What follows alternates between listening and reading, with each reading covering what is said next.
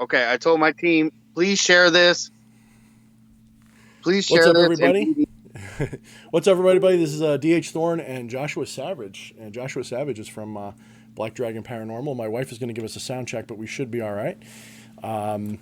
Make sure everybody can hear us. It's going to have a little bit of a delay, so let me just wait a second and make sure we get some response there. I'll just have just shout when it's working, honey.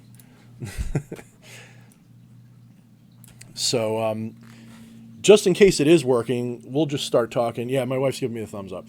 So everything's doing good. Hey, man, I have never actually had you on my channel, but we have spoken before. We have done things before, sort of. Like on Facebook. We're kind of distant acquaintances, I guess you could say, on Facebook.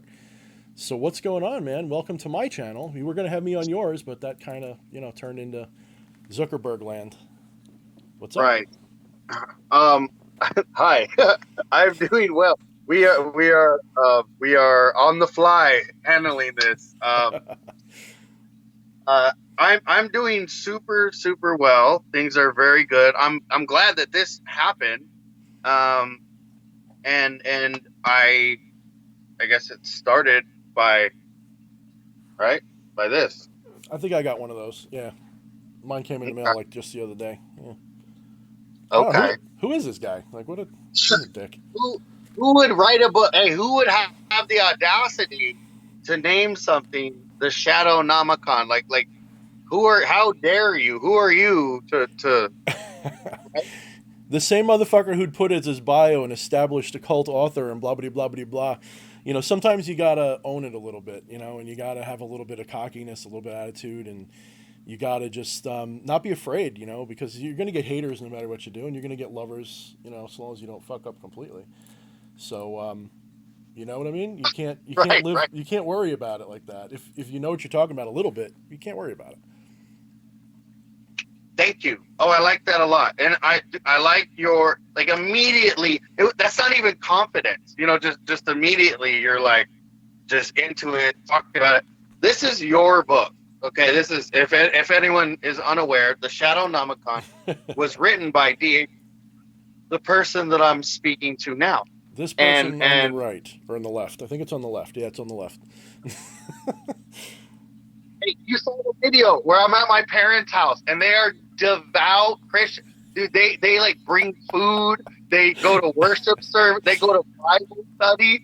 I was kicked out of their Bible study, by the way. But I mean, uh, I made my mother like do a video for Black Dragon Paranormal, and we're talking about your book. She anyway. It Well, was let me funny. tell It you, was a like good. It was funny. I needed that at that moment because it's been, as you know, because we were actually talking about this before we went on. You've done nursery work, or you're still doing nursery work. Hopefully, this is my last year doing it. But as you know, I don't know if you guys do Christmas trees, but we do. I call them, Yule logs, Xmas trees, whatever. It's busy as all kinds of fuck right now, especially in my nursery. Holy cow! Like we'll have 60 hours plus, like during this season until, Christmas. That's kind of like my impetus to make this a career and get out of doing like the grind work because I'm done with that. I got the muscles. It's good. I don't need that anymore. Now I need, you know, it's time to And get, the easy street a little bit. And it's not, you know what it is? It's I've kind of denied this path my whole life. And now's the time I'm old enough now, I'm mature enough, I can handle this path again and actually make a career out of it. And that's what that's about. But you know what the nursery business is like, man. It's dirty. It's cold. Well, maybe not where you are, but it's cold where I am. You know what I mean? yeah, I well, one, you mentioned muscles. I just have to say just really quick, both of us are bigger than Enoch Petrocelli. Oh, That's all shit, I know. yeah. That's all I know. We're Look at that fucking thing. Yeah, but he's got much better definition, though. You know what I mean? nah, Like, it's kind of I don't know. scrawny. This I is guess. I mean, it's kind of like, it's like a golf ball in a hose, but it's. We love you, Enoch. love you. We love you. Uh, dude, I love this. I love this community. I love the people. I love the intelligence. I love the ambition. Um, I got into a little beef the other day because I posted a meme about Become a Living God, and there was some questionable items in the meme, blah blah blah. But I have like endless appreciation for them because of things they've done. And then now watching all these other houses get together, like the house you are part of, Dark Sorcery, and watching these From the people Ashes rise too. Yeah, From the Ashes Publishing. Yep. from the ashes, Abyss, Black Dragon. I mean, there's groups out there, and they're putting out content. They're creating publications. They have knowledge, wisdom, experience, and I mean, we're helping people, and we're slowly changing culture. And just personally, yeah, Black Dragon's goal, we want to change culture on a very, very, very big level. But all that being said, I mean, it starts with like working your ass off. I mean, when you come into the occult and when you start learning about spirits and magic and whatever, anything metaphysical, anything across the veil, you have to put in work. I mean, you have to study and learn. You have to deconstruct your mind, and then you have to put into practice the things that you're learning. Yeah. So you're not an armchair occultist, because there's a lot of armchair occultists. There's a lot of bookworms and people who don't actually practice, or if they do, they're limited to their books, I think is what I like to say. And as I was telling you before the stream, I'm not actually the most book learned occultist. There's a lot of people, like a new guy in Dark Sorcery. He's not new to the community, but he's new in Dark Sorcery.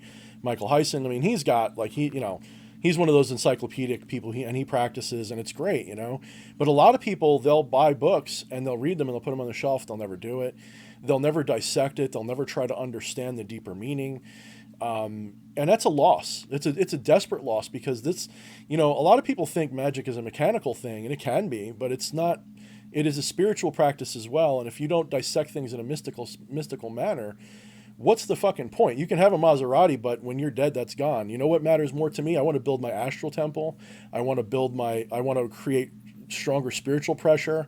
I want to get to the point where when this is done, this avatar is finished, then as I ascend into the next stage, I'm more like, oh, cool, I get it, and go from there. And it's not even maybe sometimes, as much as I can be left hand and gritty and edgy and all that stuff, a lot of people know me as a more mystical person as well, and I kind of straddle both of those things. And I don't like to just call it ascension, because you can get into the wrong mentality of this is an improvement. I don't see it as improvement. I see it as awakening to what you really are. That's the whole point of my first book, Become the Maelstrom, is you've got to become aware that you're not becoming a god. Like, that's why, like you said, as much as Bog and we make fun of these people, the becoming is kind of like a dirty word for me, even though I put it in my book, Become the Maelstrom. The idea is you already are that, and you're becoming aware of it. That's the key. That's to me is the key. And some people will differ, but that's what I think. So basically what you're saying is that you are a living God. You are, right? Yeah. And some people will disagree. They'll say you're not a god, and I'll say, in a sense, you're right, but you are as well. It depends on what your identification is. If you identify as the little pitiful you that is, sitting here in a chair right now, if that is your identity, then no, that's not a god. That's a part of it. That's no more of a god than your fingernail is you. But on the other hand, if you identify as the whole, if you identify as I am all of it, having the experience of this person, that's when you flip the script and you do become a god. You just aren't consciously in control of every little thing. In the same way that you're not consciously in control of your bowels or your heart or your, how your eyes work. These things just happen, but they're part of a process of experience that is godly, that is deific, I guess we could say. Yeah. No, I like that a lot. And so what I tell people often is that, like, without our consciousness, without your consciousness, BH Thorne, without your consciousness, none of this would exist. Like, nothing would exist without you and your consciousness. So if it's all about you, it's at the end of the day, it's all about you. We are creators. We are gods. We manifest our own reality. Your thoughts become things. The things you think become true. And for some reason, people don't understand that concept. And it's literally that simple. Yeah. And people like you and I and the groups we're associated in and our friends and our community, the ones who are doing very well and who are rising are the people who fully embrace that, like you said, we're not becoming, we are. And so that's why it's know thyself. That's why Yep. it's look within. That's why as without, so within. It's all in here. It's Yep. all in here. We are powerful. Yeah. Not you, not me, This not is just your EA. avatar. This is just your egregore. Like Joshua Savage is an egregore. D.H. Thorne is an egregore. When people think of egregore, they always think of it's just like a ghostly spiritual thing. Egregore can have a lot bigger meaning than that. You create, you self-create, you co-create the mask that you are. And that is, you're no different than a god in that sense as well. When we're talking about King Paimon, or we're talking about Lucifer, or we're talking about Yahweh, or whatever you want to talk about, every iteration of spiritual consciousness, divinity that we're talking about, is an egregoric mask that these energies wear. In the same sense, you are an energetic mask. You are a mask of an energy. Think of panpsychism. Panpsychism is the idea that there is a universal consciousness within all things. It's one of the fundamental forces of the universe. It's a scientific theory too. It's not just woo like we often get accused of. But yeah, one of the things I want to touch on though, and before we get into anything else, and I want to go back to the idea of community, because I think you and a handful of other people and myself, but you've grown your page hugely by being both in people's faces, but respectful, but funny, but not respectful. Like, you go all over the place. You guys are fun as hell. And I don't get as active on your page maybe that much, even though you invited me to do advertising there and stuff. But I watch from a distance and I go, this guy's just always, and your group just always, there's always something rolling that's funny. And at the same time, you don't take it so seriously that you can't have fun with it. And that's another key. But it's also about community. There's a lot of, well, let's say the ugly words first. There's a lot of frauds. There's a lot of people who are just in it to make money, or just in it to whatever. Like they're charlatans, okay? And a lot of them, I'm not going to name any names. I don't like doing that because there's drama everywhere. And I find that I can be, abrasive to them. Like, they won't be my friend, you know what I mean? Because I notice it. And they notice me. Maybe they don't like that I'm a little arrogant sounding and I say these things and I act like an authority and I just came out of the blue and whatever. But here's the problem with that, okay? We're in a niche of spirituality. We're not pagan, we're not heathen, okay? That's the closest one to what we do in terms of there's a little bit of intermingling, right? But we're a very small niche. Demonolatry, all that kind of stuff is a very small niche. And that's a good and a bad thing. But the problem is there are people out there who are sick and tired of people who are just an edgy puppet face, that are just like, here's this, here's my book, here's that. They want people that are relatable, that they can talk to, people like you especially, who have a real life. You have ups and downs, like I've seen your ups and downs. I'm not going to say anything, but I've seen it. I've seen you struggling. I've seen you going through things. Honestly, a powerful being doesn't have nothing but success. They have a lot of failures, they have a lot of problems, and they have a lot of growth. And the community needs that. The community needs people who aren't going to just turn them away just because you didn't buy my book yet or something.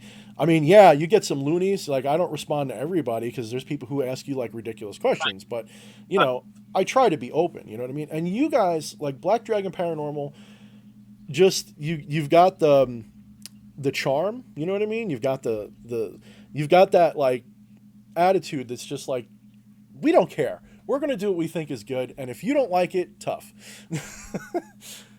And it works though, because that's what people need to see, instead of, oh, we can't ever show a bad thing. We can't ever show a mistake, or you know what I mean? Like, it's not canned. It's open, and like your friend Stevie Six says, yes, like family.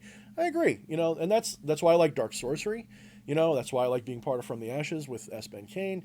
That's why I like all the people that I work with. You do get like a family mentality about it, It's like a little mini coven. I mean, it's definitely family. But yeah, no, Black Dragon, we want to be raw. I owned a business before I started Black Dragon. Like, we have our LLC. We're structuring as a for-profit business. I mean, I've been in sales and marketing for years, and we have an amazing staff. And we're we're building something. We have an actual plan, and it's working. And Belial is a part of our business, right? Mm-hmm. Paimon is a part of our business. Mammon counsels us when we do micro parts of our business. I mean, there's the macro, yeah, but I mean, man, I don't know. I'm coming from a very different place than from what a lot of people are used to.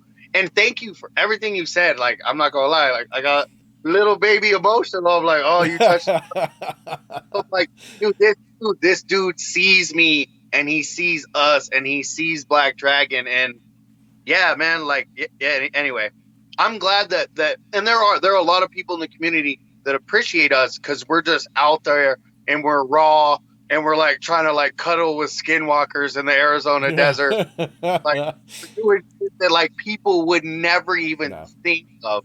And and I tell people all the time, we were hatched. We weren't born. We were hatched like Mm-hmm. lizards Mm-hmm. from the left-hand path and the occult and the demonologer community. I mean, we've studied Satanism and Luciferianism extensively as part of our journey, and some of us are Satanists and Luciferians. We don't like to pigeonhole ourselves, but That's we're very not Luciferian of you. we're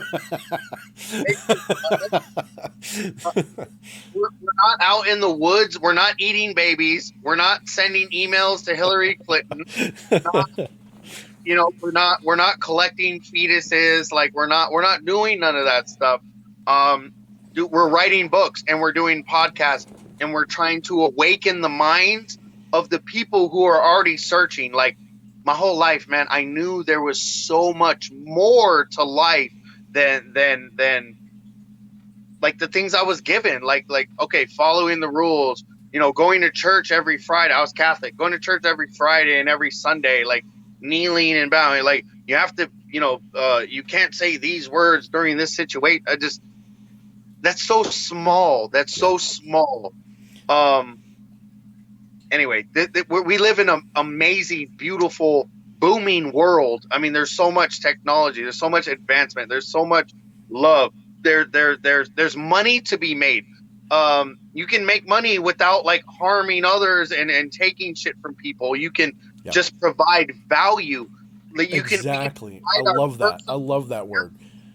Yeah. I love that concept because there's a guy, you actually just bought one of his books, Tarl Warwick, Six Hex and Hammer. One of the things that I always respected about him, whether you respect his politics or not, one of the things I respect about him is he says that.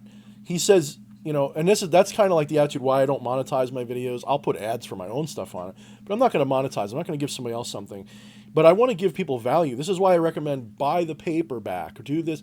I want people to have a thing in their hand. I want them to feel like if they're giving me money, they're getting something for it. But I also don't like paywalls, really.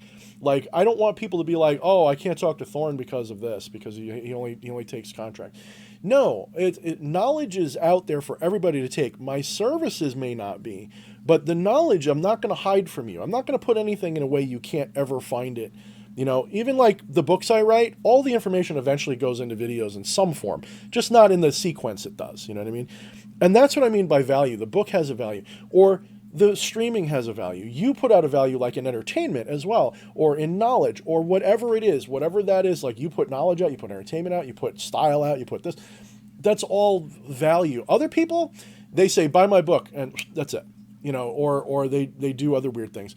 But usually our community lately, I think, has had just constant evolution. I don't even want to say growth because that puts on the wrong spin. It's constantly evolving and adapting to itself so that you're always having this shift of lessons for the community and the individuals that take part in it to encounter.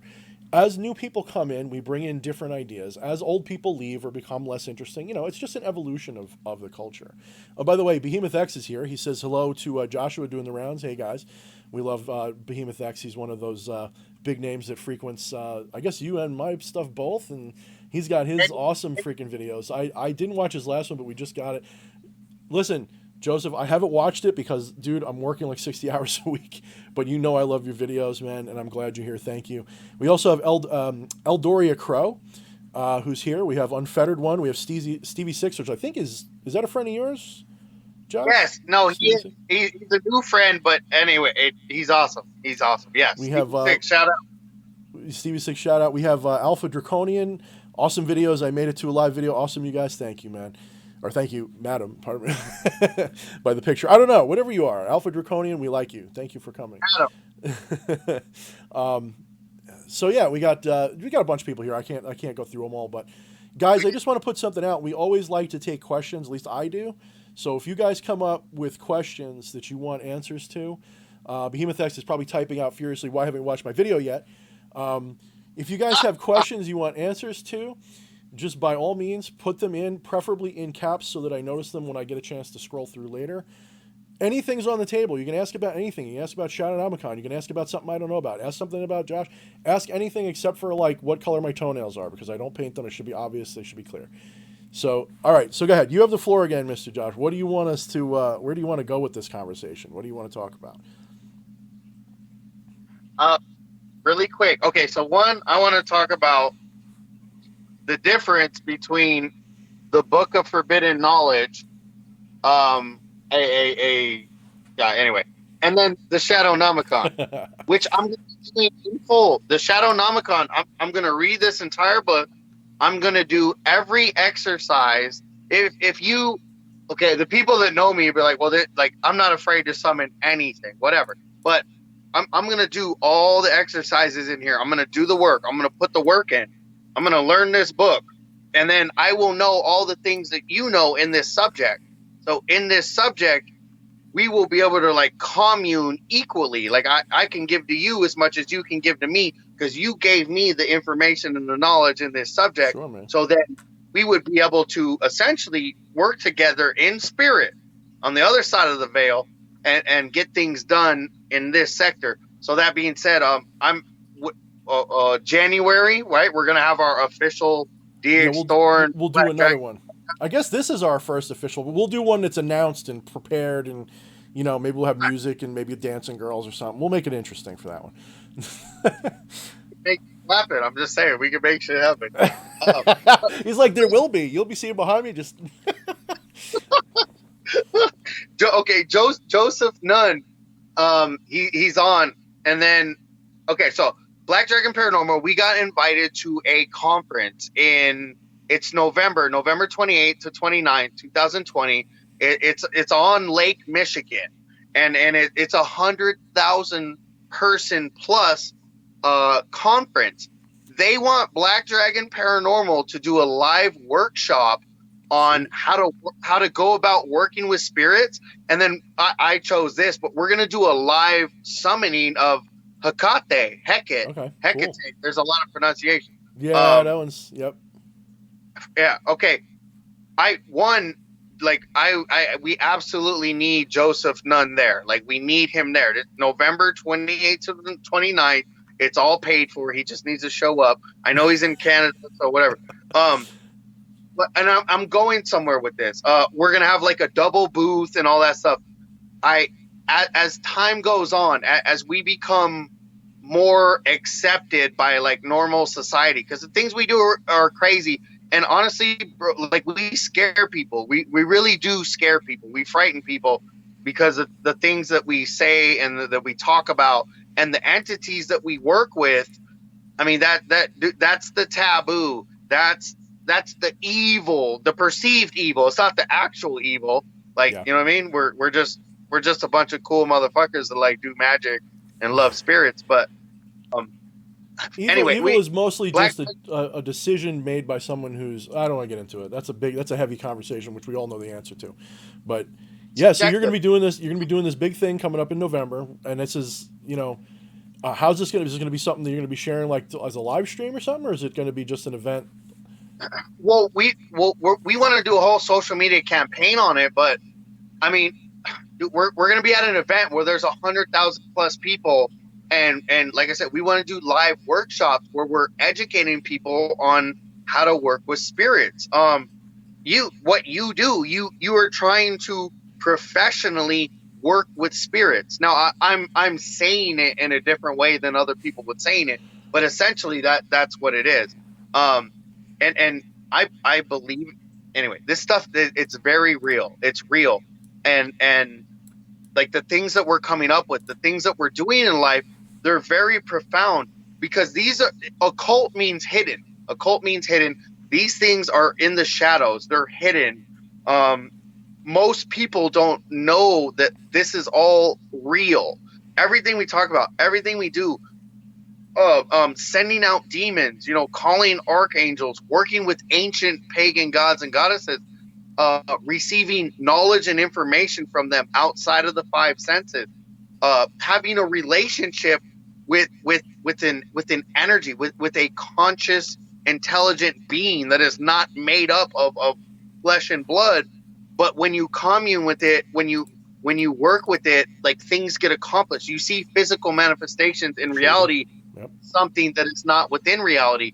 It's mind blowing. Yeah. It's this is real. What I'm saying is this is real, and I'm very repetitive, and I say the same things over and over because I'm like we have not captured our market. We have not even begun capturing our market. No. I'm gonna keep saying the things that I'm saying, and I I'm gonna think like that- yell from the rooftop. I think that there's a couple of things that have to happen, and hopefully I'll be part of it. But this is my current ideation. Okay. First, number one, people have to come to the understanding that a lot of what we do is really just the dark side of paganism. And what I mean by that is a lot of the spirits we work with are just gods from other cultures that have been demonized by the predominant Christian religion. Yeah. So Yeah. there are times when I have a tendency to throw my Goetia to the side. I'm not going to work with that. I'm going to go look up Sumerian mythology and Babylonian mythology, and I'm going to try to evoke those spirits just as they are. That's all well and good, okay, and that works. That does work really well, and I'm not going to say good or bad about it.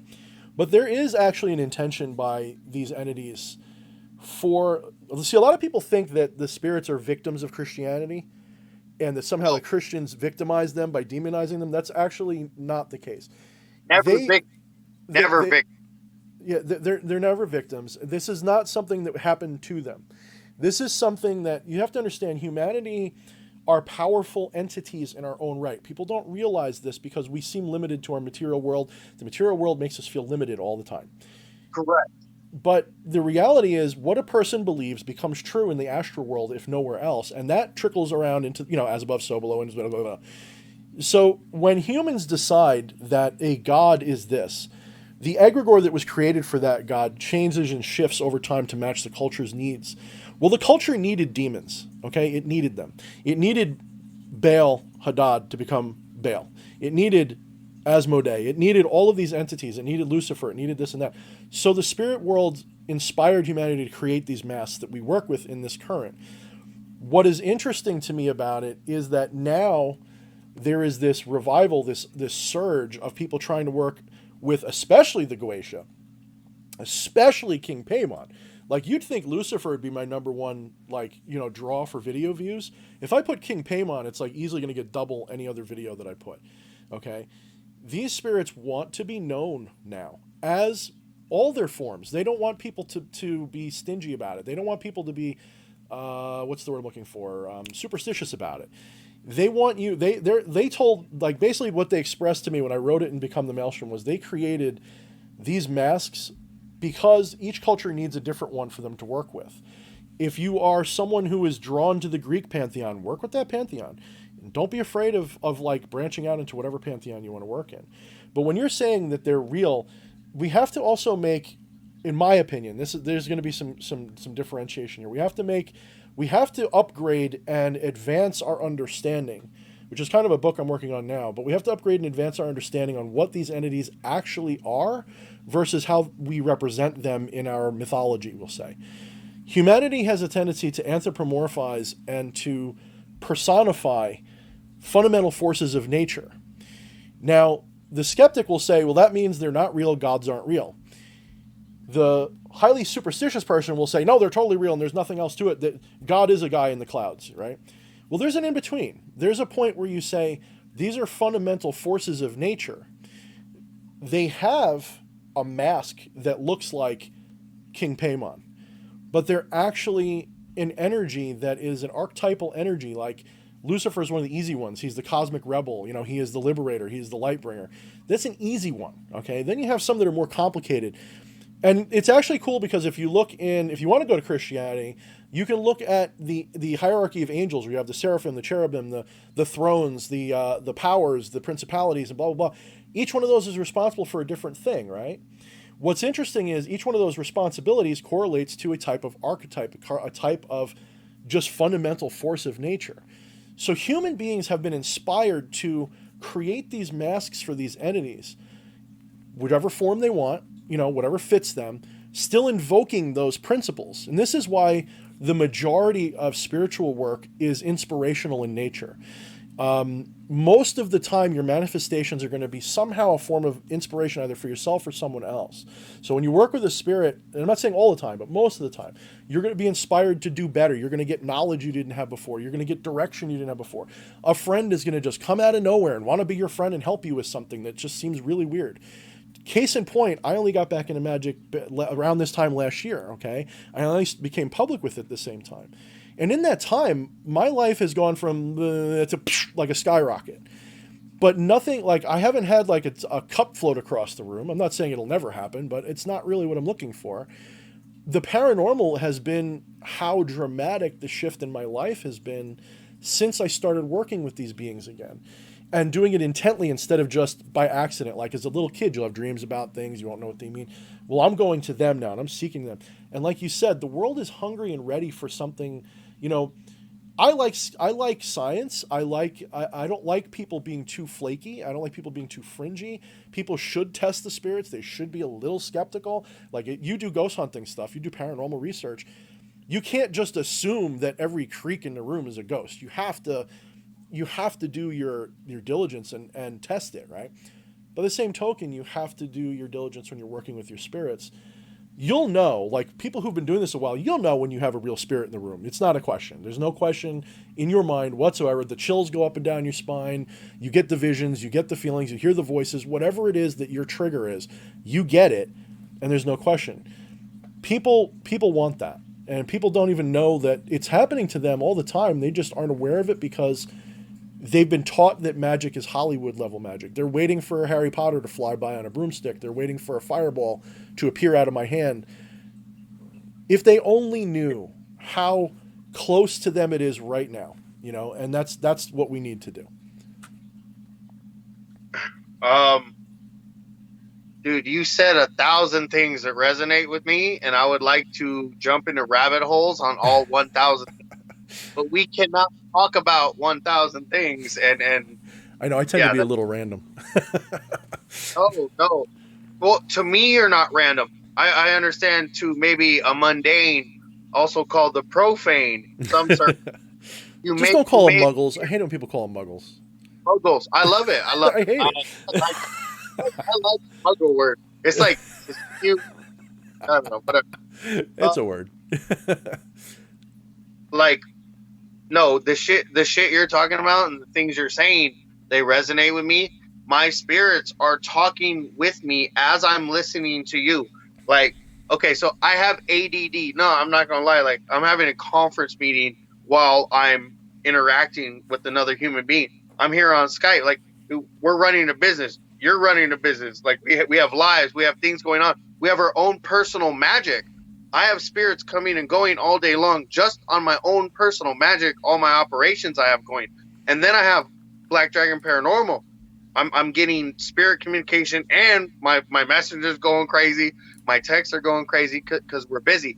Like you have things going on with the spirits. You are engaged in the spirit realm. There's not like I can confidently say, I don't even need to ask you, like people like you and I, it's the veil's not ever closed. The door's not ever closed. It's 24/7.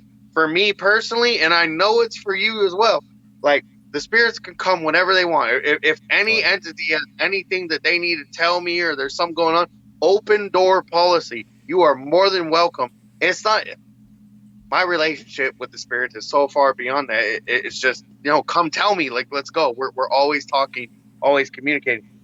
Really quick, because we got to get to your book. But I got all night, man. Go ahead. I have to say this. When like this last part where you took the ball and you were talking right now, especially when you first started talking, I was just in this anyway. I was focused. You said fact after fact after fact after fact, and you're not speaking from, you're not an armchair anything. I don't even want to say armchair occultist because that's not like what I'm trying to say, but you know the definition of an armchair occultist. Take a person who just reads books and kind of talks and like theorizes in his mind, but doesn't practice, doesn't see manifestations, doesn't actually get results, process the information, work on it, revamp, and create a badass personal magical power system. The complete opposite of that. I mean, anyway, it is obvious and clear that the place you're coming from is like 100% personal experience, adeptness, and just like competence. Like you wield your craft well. You wield your words well on the mundane, on the physical realm. Like you speak well, you're intelligent, you're intellectual, but your craft, it's just, I don't know. Like it sucks that we have to break this shit down, but because of this whole Harry Potter hocus pocus fucking bullshit that a lot of people think magic is, like Black Dragon, our job, my job is I have to break everything down for everybody at all times because I want people to understand these concepts. I want people to come in and take a look. This is not for everyone. I'm very, very, very adamant that this is 1%er shit. Our lifestyles, the way we live and the way we do things, especially spiritually, it's only for like you have to be built and made a certain way to engage in this, to successfully pass all the trials and tribulations, the gauntlets, the test, the fall. Like you will, dude, you fuck with demons, you will be destroyed.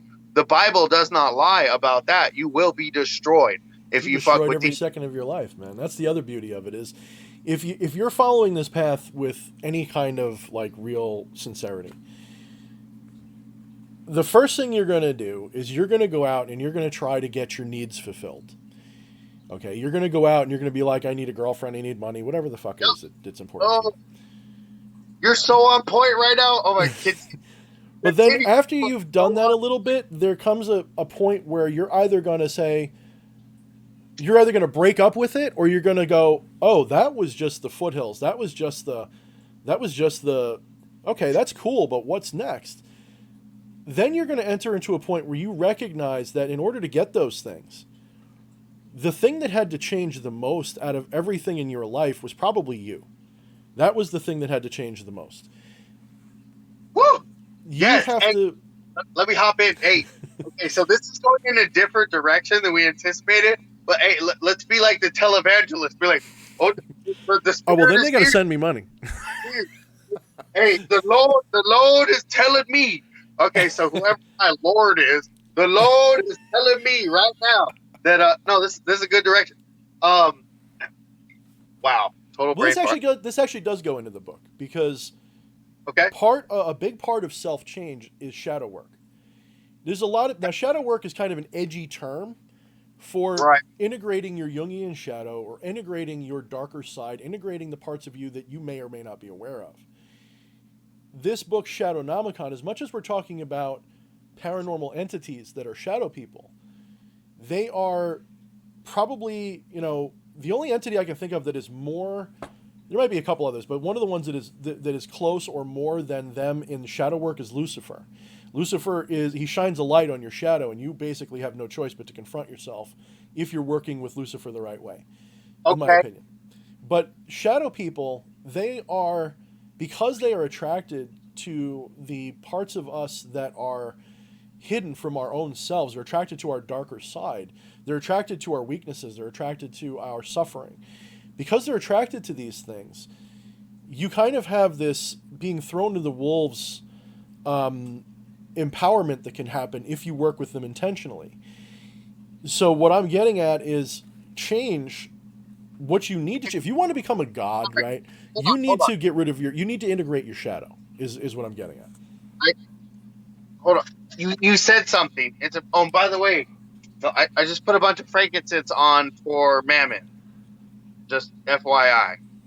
Um, okay, you said, what'd you say? You said something about the shadow people integrating you with. Okay. Yeah, the shadow people are. I mean, you'll read it in the book. I can, it's probably better if you just read it. But the general gist is the shadow people are kind of like a reflection of our humanity's shadow. Okay, and on an individual and on a cultural level. Okay, so these entities are attracted to our shadow side. And when I say shadow side, I don't mean this edgy thing like everybody's I am a creature of the night. No, fuck you. That's your freaking edgy side. The part that makes you say it like that is the shadow, if that makes sense. The part of you that makes it want it to be, I'm so evil and dark. That's your shadow. It's not saying that is your shadow. It's the part of you that makes you feel like you need to be that way. Your shadow is a part of you that is subconscious. It's not something you know a lot about. Shadow people are attracted to this darker side of your shadow in particular. So people have shadow aspects that aren't necessarily bad. You have shadow personality traits that can be positive, but a lot of us have darker ones. You know, people have like I don't want to say a phobia because that's usually something a little bit more in depth, but people will have like an aversion to an idea or something like. I'll give you a stupid example. I can't eat s'mores anymore because one time when I was a kid, I had it on a camp out and I got so sick the next day that I just can't eat them anymore. In the same token, you can have an event in your life that creates a shadow in your personality that you are not consciously aware of, but causes you suffering and controls you because you are not aware of it. It kind of manipulates you to do certain things. We all have them. They're unstoppable. They will always keep coming. The only thing you can do is integrate it, learn to understand it, embrace it, and learn to work with it. So it's kind of like if you have a fear of heights, you know, or something like that, you have to find a way to integrate that fear into your life so that you can function and be empowered by it instead of be a victim of it. Okay, this is all. You know, maybe it will make you a better spelunker or something because you don't want to climb, you want to go down. You know, whatever it is, you've got to integrate your shadow. Now, shadow people, they run the gamut from a very paranormal idea to a very psychological one because everything in metaphysics and spirituality, you can't disengage one from the other. You know, your psychology and the elements around you in magic and the paranormal experiences are all one thing, really. They just have different vibrations. So when you look in that book, you'll see that the path that I took through it was first to lay out what I considered to be more or less the consensus, as well as some of my own interpretations, my own findings in history and in our culture of what they are. Then I go into my own personal experiences. It's one of the bigger chapters in the book. It's the testimony of D.H. Thorne. This is where I use creative license, of course. I'm not going to tell you like all the nitty gritty and the names and the dates and all that, but I give you a layout of what happened to me that got me to where I am. Then I go into how you can work with them. But the thing you have to understand is even the way I put that in the book is meant to show you the kind of things that they do to people who are aware of them. Because some people, okay, let's put it this way. You've done investigations. I don't know if you've ever investigated, shadow people themselves. If you ever do, you'll find that most of the time people who are experiencing them are going through some kind of conflict or strife, or they're part of their family is having, dysfunction. They're abused children, or there's alcoholism in the house. So that is your first clue. They're attracted to those things. Why? Why are they attracted to those things? Yeah, fine. What is it that they're feeding off of? What is it that they need from it? Well, the book will help you understand it a little bit better, and it gets a little, I can get a little dogmatic with it, and I don't like to do that. I like people to discover them on their own, and to try to, contact them and to work with them in their own way. But I do have to say that it is a little bit more dangerous than just evoking what people call demons, because those demons are very eager to work with people on average who are respectful. If you respect them, go ahead. I've been talking a bit. Go ahead. No, you're good. Okay, so I'm having confidence in you by okay. So I watched a YouTube show and you talked about your new book, and then I talked a bunch of shit on the internet, and I was like, yeah, I'm gonna buy your new book, and then I bought your new book, and then I got it in the mail, right? So now I have to read it, and now we're on live. Like I have to read it, I have to do the work, and I You've will. made a pact to me. Oh, I yeah, I have been taught through pain and suffering that one must respect thy pacts, and that is serious. Um, dude, I bought the book. I'm telling you on live. I'm gonna read it. I'm gonna do all the work. And when we do talk again in January, we're gonna have this very, very rich, deep field of gnosis and information. You already have your experience. That's another thing I want to say. Like black. Okay, there's people in Black Dragon that are way better than me and way more experienced than me. I'm the most vocal and I'm seeing the most right now. Black Dragon, we're an iceberg, and I'm just a little tip. I promise you, like we got some good stuff.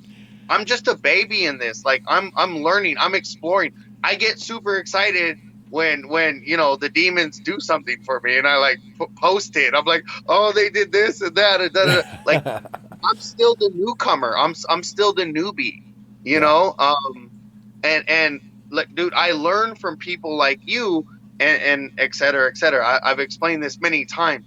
Black Dragon Paranormal, we're the newcomer perspective, you know. Um, we have knowledge, we have experience, we know what we're doing. We're very bold, but we want to stay like we're the newbies, and people like you, like, dude, I'm getting this book, and I'm trusting you. Like, you've been through this. I know. I Anyway. The That's part you're how going to this. have the part you guys are going to have maybe or maybe not the hardest part about. There's a couple of material objects that you should have for this. One of them is specifically a larger size piece of obsidian, and you have to corrupt this stone in a certain way so that it becomes, instead of just a purifier of dark energies, it has to become a battery for dark energies, which all stones are good for. That could work. Yeah, is it obsidian? What's up? Hey, it's Yeah, it looks like snowflake. obsidian. It's snowflake obsidian. Yeah, I think that one would work. I have to double check my notes. I usually use regular obsidian, mahogany obsidian. You can also use smoky quartz. Any one of the in the family of, we'll say, negative energy cleansers or retention stones. A lot of them say protection and all that. I don't mean that. I'm talking about the ones that's specifically for negative. Like obsidian is like my go-to. Any kind of obsidian, so snowflake should work. Tends to be like an air freshener for negative energy. It tends to soak it up, reconstitute it into a more neutral form, and either purify it or whatever, just eradicate it from your environment. It's like an air freshener, right? The book actually has a meditative astral thing you need to do where you have to enter into the stone and corrupt it. And basically, I'm teaching you a trick of vampirism. This is actually a form of energy vampirism. Okay. And this is actually, you can actually use this to feed on people. I don't know if I specified that in the book. But this is a way you can turn this into a negative energy battery, essentially. You're reversing its flow. And instead of just purifying the environment of negative energy, it's going to absorb it. You have to keep it protected. You have to keep it in silk or velvet or a wooden box of intention to seal what's in there. When you have a bad experience, let's say you have a bad day and you're pissed off, instead of going and beating on a pillow, grab this stone and pump the shit out of it with your negative energy until it is charged. It should be mentioned in the book. I pretty much explained that. This is how you charge this. Then this is going to be your offering to these entities, so that they don't feed off of you directly. You have kind of a way for them to feed without draining you personally. If you don't do this, they may feed off of you instead, and you're not going to enjoy that very much. So this is important. That is probably the most important and difficult object in the system to create and prepare. Everything else is kind of variations of themes that are already out there. One of the other big variations is this is a ritual format that I used to use and I developed and I perfected more for this. And it is the creation of a kind of intermediary astral space that is both in the material world and in the astral world. Now, a lot of people, when they create a circle, it's for protection. Some people, it's for other purposes. This circle is actually not for anything like that. This is to denote an area of space-time where your understanding of reality and the spiritual world can intersect, and you may actually get the holy grail of spiritual interaction where you actually see things happen, where you actually feel things moving, you see things moving. It is set up to create in my opinion, one of the better ways to allow your own consciousness to shift away from the mundane basics of life to having a trance-like, dream-like experience without using drugs, of course. You can, of course, go that route. You can do that stuff too. It is meant to create a tear in the veil that you can use to pull things through and commune with them. You can use it for the shadow people, but you can also use it for any other entity that you want to work with. You can use this. I'm pretty sure I specified that as well. So this ritual format, it's bigger than in Become the Maelstrom, where it's just like a tabletop setup. You can just do your little ritual on your table. This is meant to be in a ritual chamber. This is meant to be like you want to either tear your living room apart for a day and set it up, or create a dedicated room for this, because this is going to become like a portal chamber for you. It's changing it, like watch Behemoth X. Turn your room into that, okay? That's what you're going for. So, yeah. You said, well, I've been taking notes. Uh-oh. He's going to catch me in my own lies. No. The spirits make you, okay, so the demons, like you said, okay. All right, we work with demons. Fuck, it's out there. It's public information. Human beings, Earth. Some may call them demons. Yeah, they're demonic entities. We'll give it that. Right, demons. Okay. Wiggle those fingers. Yeah, we're not fucked up people. We're not sickos. In fact, everyone I know, all our friends, if we discover someone is a child molester, we will curse the living fuck out of them until their death. If someone is a rapist, we will curse the living fuck out of them until their death. We're not harming people. This false satanic Illuminati that's being put all over YouTube and the reptilians and Hillary Clinton by all these Christian fearmongers, that shit is utter. Thank you for fixing that. I appreciate it. There we go. Okay. Yeah, I didn't know. My wife came over. She's like, yo, they can't see him. I'm like, who? I can't see him either. That's why. But go on. Actually, remind me to bring up the thing. You said something about politics and not just politics. I don't want to get into politics. I hate doing politics on this channel. But you talked about Illuminati or whatever the hell else. Let's get back to that in a minute. Remind me that, because I got a point to make about that. But go ahead. Go with what you're saying. Anyway, we have a lot more podcasts to do, I promise you. But no, facing yourself on the left-hand path. If you decide to work with demons, they're gonna make you face yourself. Absolutely. The ascension, Lucifer, like you said. In particular. Many of them will, but him in particular. One of the first things he's going to do. Hail thyself. Right. Hail thyself. Hail thyself. And he is the light in the darkness, and your darkness is pretty dark. You know what I'm saying? As a human being, when you're born, you're pretty good, right? But as you grow, people tell you things, and you develop a shadow, you develop a darkness, a side of yourself that is hidden or put away or stored or whatever. It is subdued. It is pushed away. Well, Lucifer and other entities, but Lucifer in particular, he's kind of the contrarian of the group. He's the one who's going to be like, why did you do that? He's going to make you, and King Paimon is good at this as well. That's another reason why I like him, because when you go to King Paimon and you ask him for something, he loves to ask questions, man. I don't know how much you've worked with him, but he is like a child that asks, like, why. He wants to know every time you have a request or an idea. He drills you as much as you ask him. And he's the more you answer of his questions, the more you're going to get from him in return. But he likes to ask you hard questions. So, for example, you'll ask him, King Paimon, I need your help with, buying a house, something like that, right? I need you to make me popular and successful so that I can buy a home with my work. And he's going to say, well, why do you need me to do that? And you're just like, and he's going to make you really reflect on things a little bit. But he's also one of the more generous entities when you answer his questions. You're like, well, because I feel like I can, I don't know how. Then I'll teach you how. And he'll give you the thing you need, not the thing you're asking for, right? So that's part of that self-discovery that you're going to be in for. If you really work with these beings, that's what you're in for. Look, really, okay, so this is a lot of people say I got a big ego. A lot of people say I'm arrogant, blah, blah, blah. A lot of people say I'm greedy and all I want is money and whatever.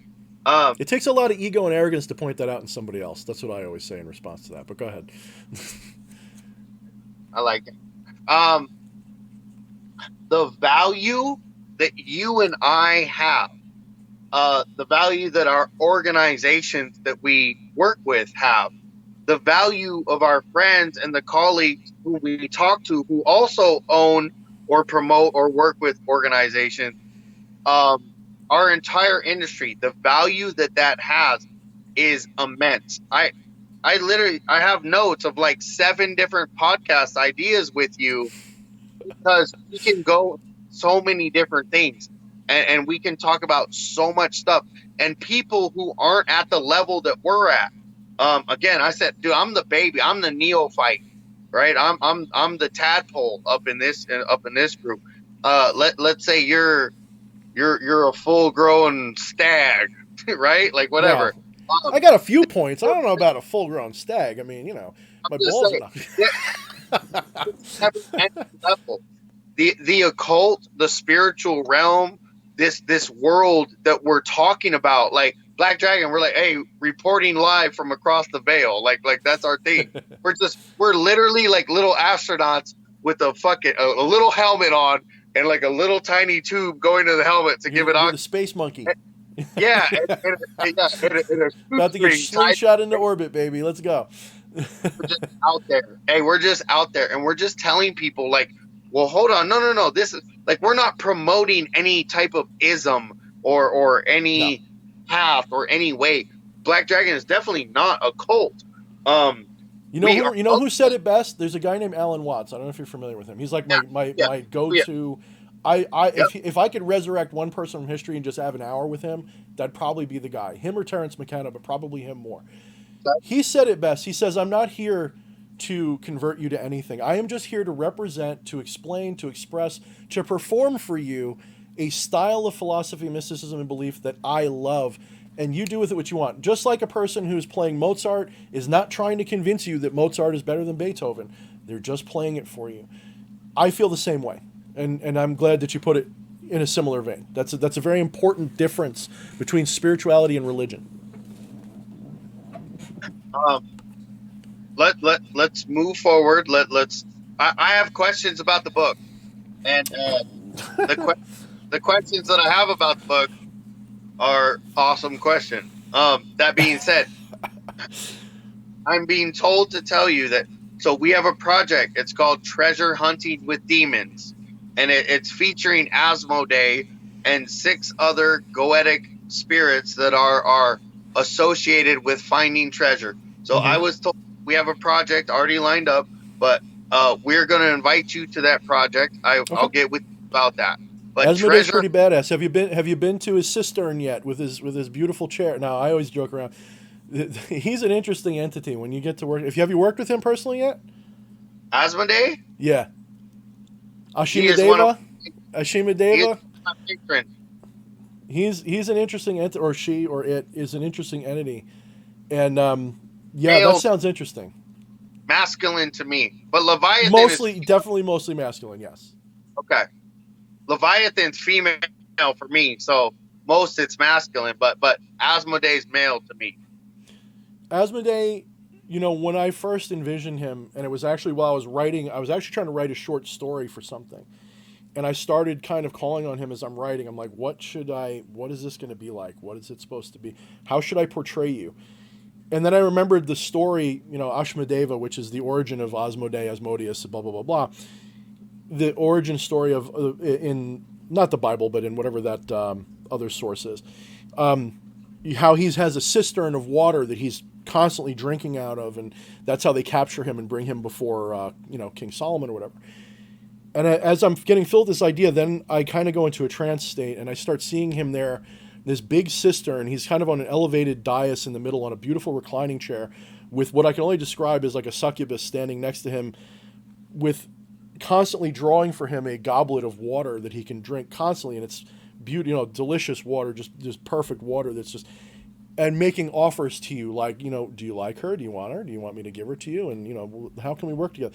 He's very much like the lusty, very much into that kind of vibe, but also this hidden treasure thing. Don't forget, in the story, he was the one who put Solomon onto the little whatchamacallit that's going to drill the holes to make the stones. He's very much, I call him suave. Does that make sense? Like he's almost like like a pimp. That's one of the ways I saw him. Like an old school, like a debonair kind of, welcome to my welcome. When you picture like this, the devil like looking really smarmy and sitting like on a reclining chair and just looking like, I don't know how else to put it. You know what I mean? That's usually how I interpret him when I do encounter him.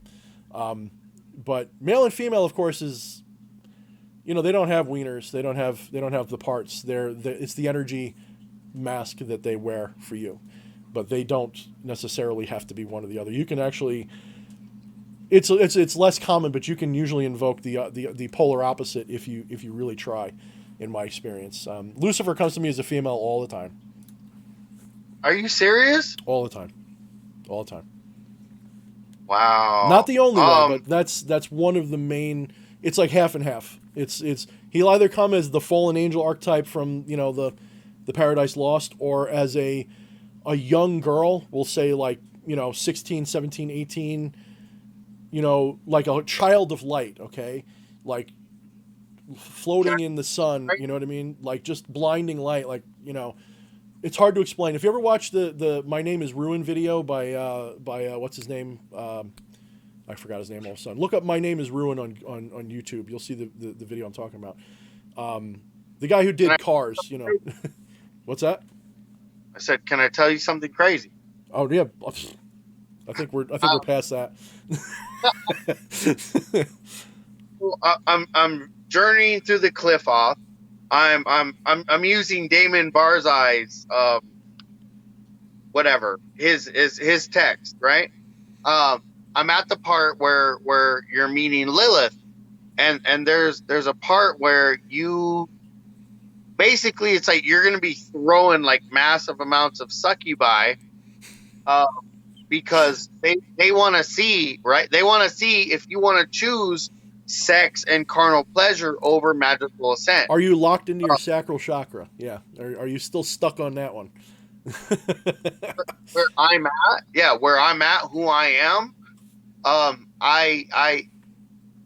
It was like a formality for them. Like they already knew I was going to pass with flying colors. I'm like, no, I'm about this ascent. Anyway, you can get head anywhere. That's all, whatever. So I was given, because of that, Lilith gave me an incubus to learn from, and to study with, and to practice magic with, like to be friends with. Now I can send my incubus out, and I have friends who are willing to receive an incubus sent to them. So I've sent the incubus out, and hey, if anyone wants an incubus, I got you. That's free. But it'll be $5.99 for the first minute. Thank you, Alpha Draconian Gary Newman. And you can hey, if you pay us $5 PayPal, we'll you're Illuminati. Free Illuminati membership for one PayPal purchase of one $5 incubus. And for one extra payment of $17.95, you too can be at the very front row next time we have a concert. Yeah. My IP address is in Kenya, by the way. All right. So you're encountering these sexual spiritual forces to test you. They give you an incubus. So go on. You're telling me the story. Go ahead. No, I'm just the things we're doing and the things we're talking about and the level we're at. Okay, so everyone accuses me, not everyone, that's dramatic, but I have people who've accused me of ego and pomp and blah, blah. I'm a sales and marketing guy primarily, so fuck you. I'm bringing sales and marketing to the occult, and let's do this shit. Let's get views. Let's get viewers. Let's teach people magic. Let's blow this shit wide the fuck open. Whoever can make it. This, like I said, this is a 1%er club, like an outlaw motorcycle gang. Like whoever can make it, you are welcome into the left-hand path and into the occult. The rest of you, 99%, who can't figure it out, who can't make it, who are gonna go crazy. Hey, messing with spirits is dangerous. Period. We put that on our website. If you decide to work with spirits, it doesn't even have to be demons. Just if you're going to work with spirits, you can go insane. You can commit homicide. You can be incarcerated. You can commit suicide. You can harm your family members, because there's all kind of stuff, all kind of shit that's going to happen. You're going to be tested. Dude, if some spirit come up to you and say, kill your parents, are you going to fucking kill your parents? If you do, you're fucked and your life is over. No offense, you're an idiot and you failed the fucking test. And they did exactly. That's exactly. I actually did one of my first blog posts was sacrifice from a Luciferian perspective, and it was the point was that if you understand what you are, then on the one hand you will not be offended by sacrifice of any order or magnitude. On the other hand, you will also know it's not necessary. So it's kind of a double-edged thing. One thing I wanted to bring up, we're talking about the tests and the trials.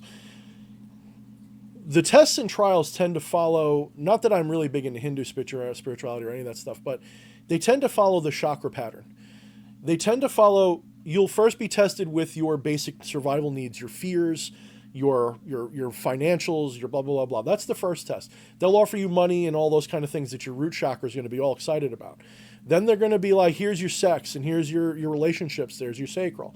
Then they're going to go to your solar plexus. Like, do you feel tired? Do you feel drained? Do you feel unmotivated? That's your next one. You want motivation. You want inspiration.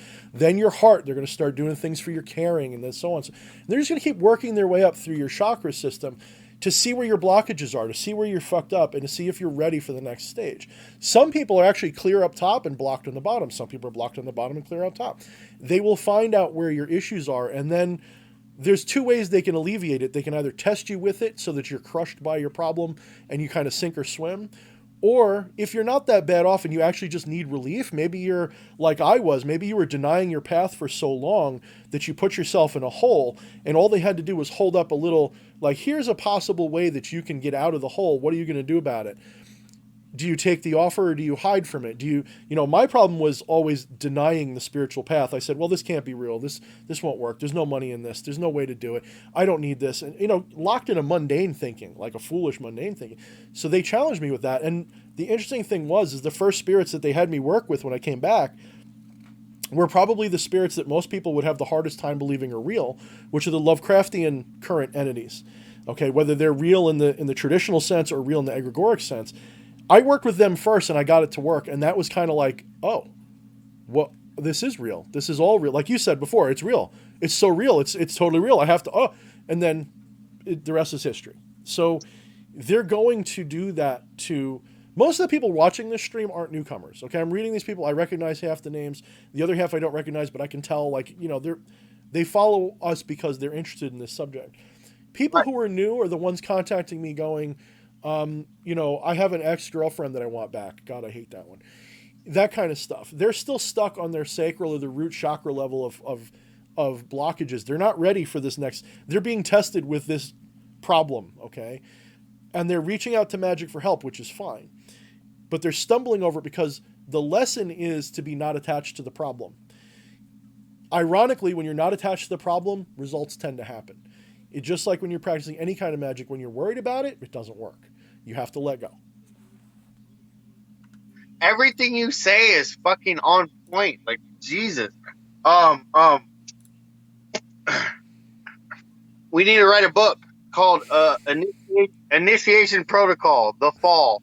And that's dude, you just went through all the chakras and all the related connotations and like energies and particulates of each chakra, and then you applied it to the fall that someone would go through in working with spirits. Asborn Toval, right, when he was part of Bog, he made a video about how he contacted the Norse gods, and verbatim he's like, oh yeah, like I thought they'd be all nicey, like, no. Oh Freya, oh Thor, like, no. Help me manifest my reality, give me strength, like blah blah. No. They will fucking crush you. And they're kind of parental in a sense. Like, they can be very, very caring, but yes, they're very... I just started working with Odin, and I was going to devote to him until Christmas. I made it public. I said, I'm devoting to Odin till Christmas so that I can get into that current, because of what I do with the Christmas trees. It's all related, it's all Yule logs and history. Oh my God.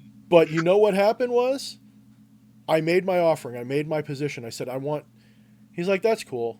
And I'm like, no, you called me to this. You called me all these times. You want me here. Within a week or two, he's like, you're not supposed to devote to us or anything else. I had so many failures trying to devote to him, not Yeah. like as a like I'm worshiping you, but I'm Oh, just going to focus on. He's like, that's not my way. Of all the spirits you could you work are with, God. You are God. Hail thyself. You are God. but I mean, Period. I didn't. When I say devote, I mean devote my time, not devote I know. my I know. my I worship. And he's know. like, that is not my way. My way would not be to limit myself. I would sacrifice. You know, Odin is very much about sacrifice. Sacrifice something to me, sure. I'll give you this or that if you sacrifice. But Right. it's Right. don't just dwell on me or my current. You already have the Goetic pantheon. You already have the Sumerian stuff you're working on, the Lovecraftian pantheon, the shadow beings. Are you playing Pokemon? You know. Hey, really quick. I wanna hop in for the newcomers who are listening, for the newbies. You just said something important. You said like, oh, go ahead, sure, sacrifice something, like you'll get something. You just said that, and that's true. Um, Spirit, I'm saying this on purpose. I'm setting motherfuckers up for failure. I promise you. That's what Black Dragon does. uh, uh, you, dude, these spirits are, in a essence, they are genies. They will do something for you, and they'll do it very quick with a lot of power, and you will be baffled and you will be awestruck. There's a trap in this. There's a Hmm. trap in this though, and dude, you can give sacrifice to an entity, to a spirit, to get something in return. Yes, but so what I'm getting at is Black Dragon encourages relationship with the Yep. spirit. Now Odin is a high level spirit. Any beginner, any newcomer, especially if you're still in white magic and you're listening to us and your mind's being like ripped apart by fucking hellhounds right now and you don't understand where you're at, do not fucking work with Odin. But like on the level that you're talking about, Odin is going to like teach you things that you would never even have imagined with your previous mindset and your previous paradigm. Yeah, like God's God. Sacrifice yourself unto yourself is the greatest lesson that Odin will teach you. You need to sacrifice yourself to gain the wisdom of eternity. And honestly, the only way you can do that is to say no gods, no masters, no this, no that. It's to walk alone. Amen. So in a way, that was what he taught me. He's basically said, look, yeah, call on me, but I'm not just going to give you stuff. It doesn't work that way. You know that. And I'm like, yeah, I know. But it's also, you don't be your own god already. Stop chasing. So instead, things shift. People have to understand that, like, these entities, whatever they are to you, like whatever you perceive, they're a reflection of your own self as well. And that is because of the nature of the way the mask works. They're going to be a reflection of what you are and what you're not and what you need, etc. So they're going to fill the holes for you. They're going to create problems for you, and they're going to be based on who you are. So you're going to see, Odin in a different light if you are more ascended or less. It's all going to be different for everybody. So don't assume that my experience will be your experience, I guess is what I'm getting around to. I'm at 5% battery. Can I flip my phone sideways? Is that going to affect anything? No, that won't change anything. You look fine. If it does, then all I'll do, let me see. Let me see if I can flip you. That might be hard. Let me see.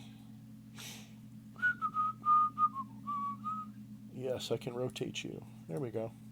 You're still sideways on my personal screen, but on here you'll be right. Now you're gonna have to change your position a little bit so that Where do you you want are. Get a your little lower or put your camera a little higher. camera higher? Well, you're getting cut. Your head's getting cut off. That's Is pretty that good. good? Yeah, that's pretty good. All right, that works. Cool. Hey, can I be the first Christian Satanist? Can I do that? Are you asking me or are you asking the audience? Oh, I'm asking you. Um, Here's a wacky thing. I'm eclectic as all hell. I do not do anything to do with the Judeo-Christian current at all. But I've come full circle from going, that's all bad, get away from it, to you can actually make that work for you within a certain mentality. But here's the problem: avoid the religion part. Take the religion, take all of the religion out of it. Recognize that Yahweh is just an Elohim. It is a Babylonian entity that goes back Right. 4,000 or 5,000 years in history. It is not the one, the high, the most high. It is not that. It is just another god amongst that pantheon. The ancient Hebrews and Israelites used to worship Baal and Asherah and El and all these other. Well, they basically took that and just took the one god. It'd be kind of like just saying Baal is the only god, Baal Hadad. That's it. It's basically what they did, and they created this whole Right. religion to justify that. If you want to work with that entity, it'll still work with you. The thing that I've made, and some people disagree with me on this, they get heated when I tell them this. I had a vision of Yahweh as this fat, bloated entity in the astral realm that is being force fed prayer energy and is sort of enchained by the Christian church to do what they want. But that entity, it's not that entity's not like burn the witches or anything. It's just like, yeah, feed me prayers. That's great. And it is a god of jealousy. It is a god of judgment. That was its role. That is still its role. But it is not the high. It is not the creator. It's not the only creator. It's not how that worked. Christians have taken, and Judeo-Christians, I should say, the whole religious network has turned that entity into a monster. The entity itself is neither good nor bad. It is neither right or left. It is simply another force that you can invoke and work with. I won't, because I feel like it's too muddied. It's too dirty right now. But if that doesn't answer your question, hopefully it gets close. You could be a Christian Satanist if you wanted to be. But I think that you'd have to reconcile certain things in your mind. You'd have to understand that the church, the religion, has polluted all the spiritual messages of the original content. And maybe Satan's role is to bring that out. Hey, can I take a quick restroom break, and No. then Yes. we'll get into the Shadow Nomicon. Yeah, we could do that. I think, what time is it? What time we got here? 11:34 my time. We could go on for a little bit more. So yeah, go ahead. I'll keep everybody entertained. Maybe I'll answer some questions while you're bioing. I'll be right back. Let me scroll up a little bit. Okay. So just for anybody joining us, Josh is taking a little bathroom break. Let me scroll up. I think we lost some of the people who gave us questions, but I'm going to try to scroll up and catch some of the questions I missed. Someone had asked, yeah, there's one, there's another one. I think I answered one that was by Dower, yeah, Demir. She asked if you can use smoky quartz. Yes, you can. Okay, here's one. Behemoth X said, I jumped out of ritual when I was grabbed by a spirit. It took 10 minutes to compose and then went back and finished it. My question is, has something like that ever happened to you guys? If I'm understanding the context correctly, I guess you're saying a spirit interrupted your ritual practice or something like that. I mean, yeah, that definitely is something that could happen. It's, for me, like, I've had a couple of things that I've done for customers, for clients that I can't share, but there's been moments where I actually worked with several different spirits for a channeling session for a client, and it was challenging because he had a lot of questions. He had like 20 questions for each one, and by the end of the last one, I actually became like possessed for like 3 seconds. Basically, it was a very short possession to give him one final message, and it was like being grabbed and yanked out of what I was doing. So that I don't know if that's what you're talking about. Let's see.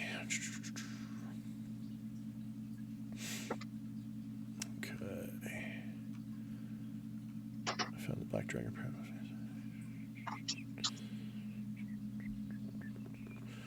Okay, Lola Ann Scene had asked what Black Dragon Paranormal's Facebook is about.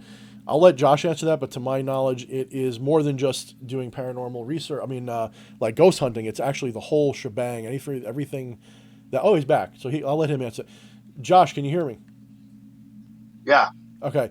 Lola Ann Scene had asked. Her question was. I found the Black Dragon Paranormal Facebook page. I'm reading it at the same time I'm listening to this video. Not quite sure what Black Dragon is about. Does anyone know? And some people were answering them, but let's give us your explanation to, your brief explanation to that. Answer that question. Okay. One, the fact that you just said, like, answering that, I like that. We uh, Bruce Lee, knows Bruce Lee's story.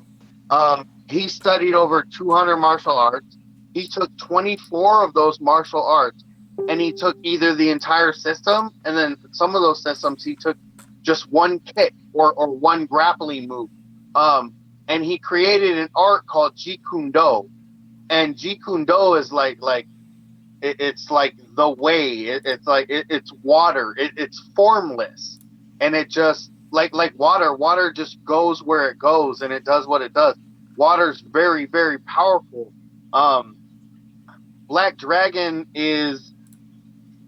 We have struggled. This is internal, so now I'm not like the guy presenting who Black Dragon. Now I'm bringing you inside myself, and I'm giving you like this inside feedback of where I'm at. Internally, Black Dragon has struggled. We're a year old. We're a year and like a week old. Yeah, we were like We born have around the same time as far as our pop culture social media thing goes. Like it was pretty much like I was there, and then I saw you guys start, and I'm like, oh, like we're all like building the same. Yeah, go ahead. yeah. Man. We have struggled to identify ourselves as well. We of course there's Balg. There's Become a Living God. You have to acknowledge them in this industry, and we're not that. We're definitely not that. We're doing things like them, but we're not that. And we do the we're not ghost hunters. We don't hunt ghosts. We hunt skinwalkers. We hunt Leviathan. We hunt Medusa and Sephirans. Like we hunt archangels. Like we hunt, and by hunt, when we do approach them or find them, there's no malicious intent. We're not trying to bind them. We're not trying to control them. We want to commune with them, gain relationships with them for gnosis, power in the material realm, spiritual evolution, the enhancement of our souls, our auras, our spirit. Uh, Man, we want to learn things. We want to know things. Honestly, the old religion, the original religion, right? We want to know witchcraft. That's what we want to know, because witchcraft is natural science. It's how the universe actually works and operates, and the fact that we are all gods and goddesses. We are creators with our minds. Our minds can control and manipulate things. And witchcraft is one of the bridges that teaches you how to do these things. There's mind science, there's meditation, there's different ways to interact with the spirit realm and with the metaphysical, but witchcraft is an exceptionally powerful vehicle in which you can manipulate reality, take control of reality, empower yourself. And so Black Dragon is about know thyself, hail thyself, empowering yourself. You have to deconstruct your mind. Hollywood and religion has no place in anybody's mind. I promise you. If you're a healthy individual, the things that Hollywood says, the things that the news says, the things that religion say, like those things should hold no sway over you. Because if they do, then you are being controlled, and you are being fed thoughts rather than Yeah. creating thoughts.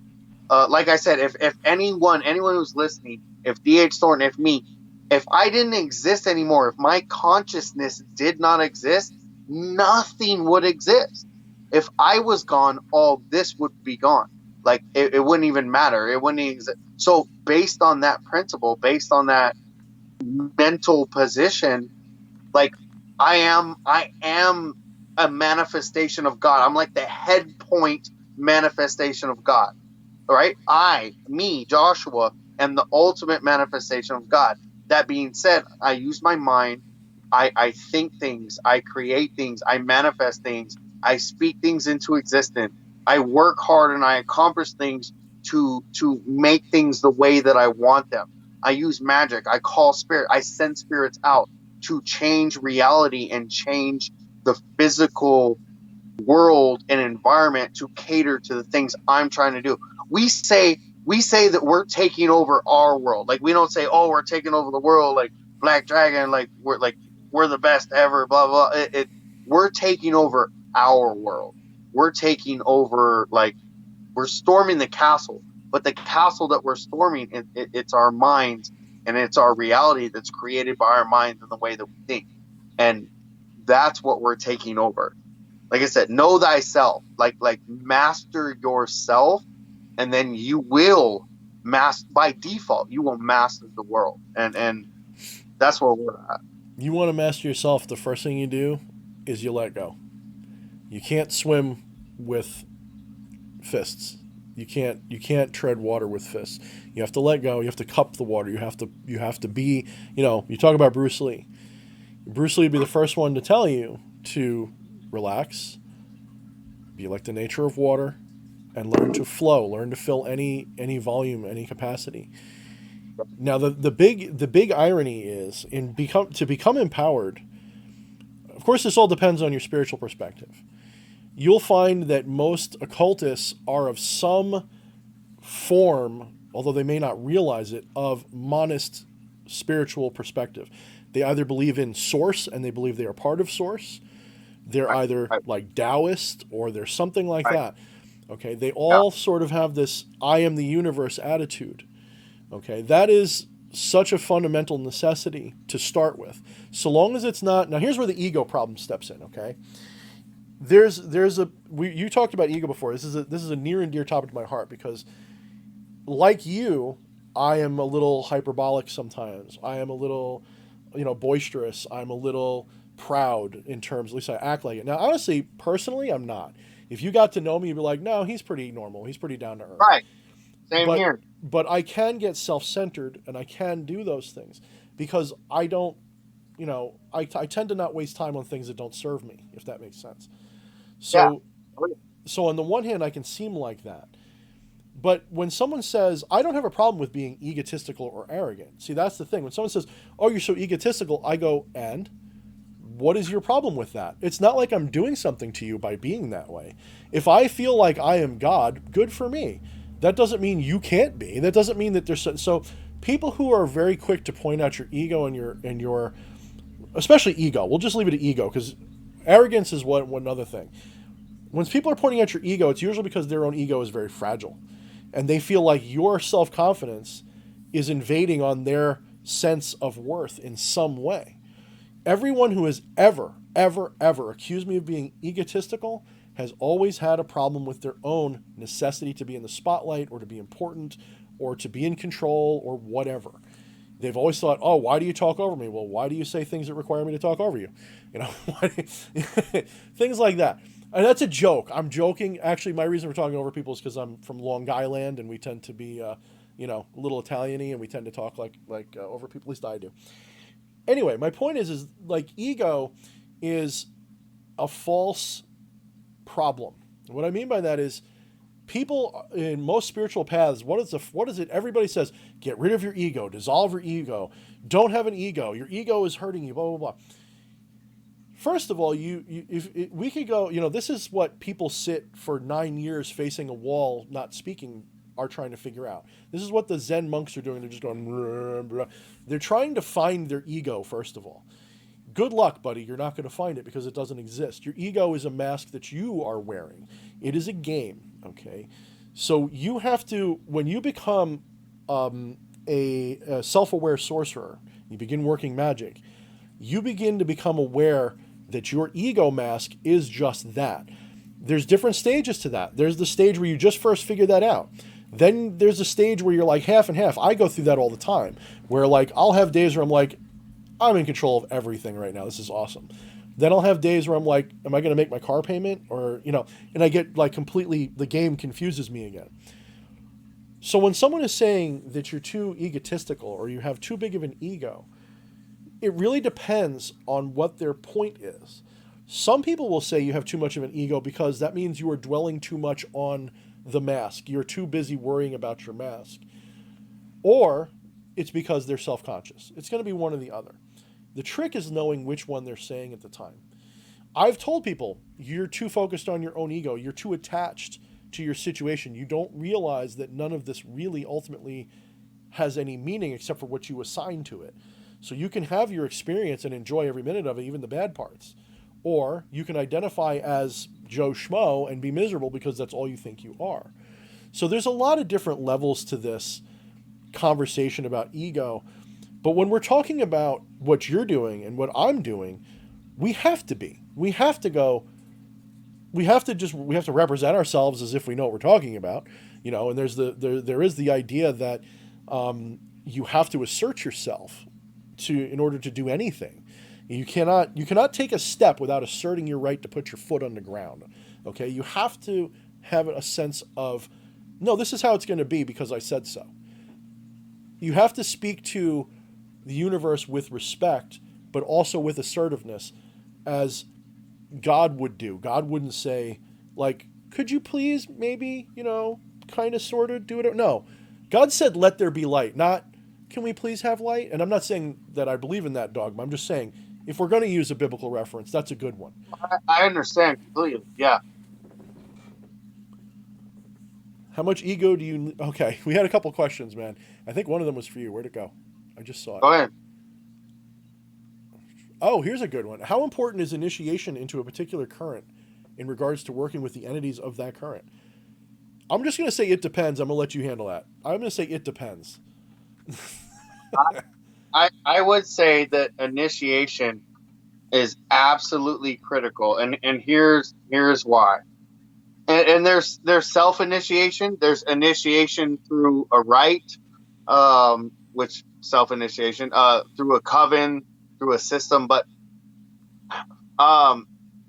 formalities are important. So basically, here's it: if a spirit is telling you to do something, and it's a powerful spirit, and if you don't do that something, like eventually over time, like it keeps telling you to do something and you don't do it, that spirit will leave you. It'll go away. But so if a spirit comes to initiate you into a current, or if you're being initiated into a current, all the spirits of that current will be alerted that you are now this available candidate for all the things and the attributes and the energies that current holds. Like it's like a formal enunciation. It's you're presenting yourself formally to the current, and you're saying it's like joining the mafia. It's like becoming a made man.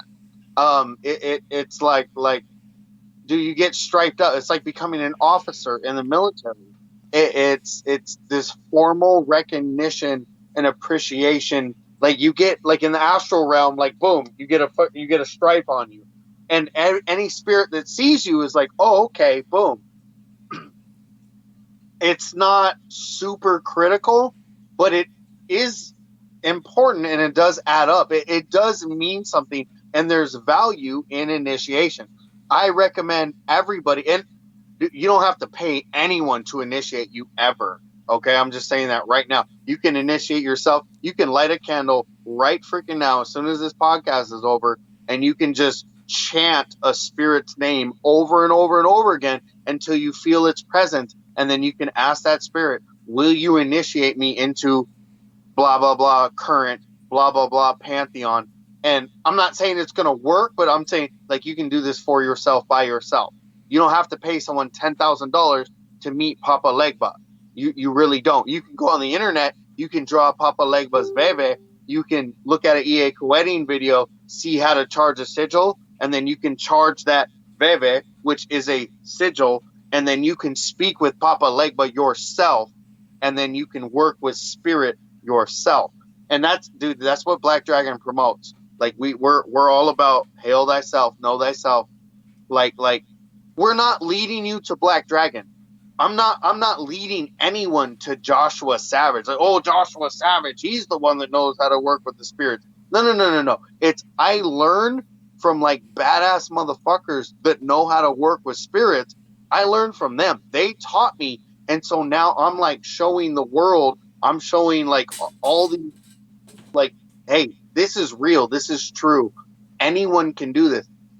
There's dangers. Not everyone's qualified. People will strike out and fail. And we're going to have like advisories on all our YouTube videos and our show and all that.